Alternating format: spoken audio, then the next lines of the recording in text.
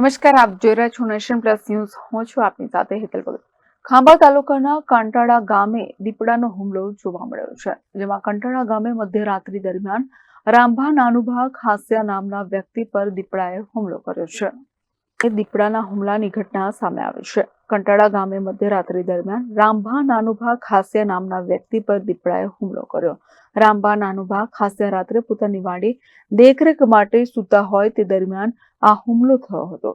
રામભા નાનુભા ખાસિયાની પગના ભાગે ગંભીર ઈજાઓ પહોંચતા ખાંભા હોસ્પિટલ બાદ અમરેલી સિવિલ હોસ્પિટલ ખાતે રિફર કરાયા હતા.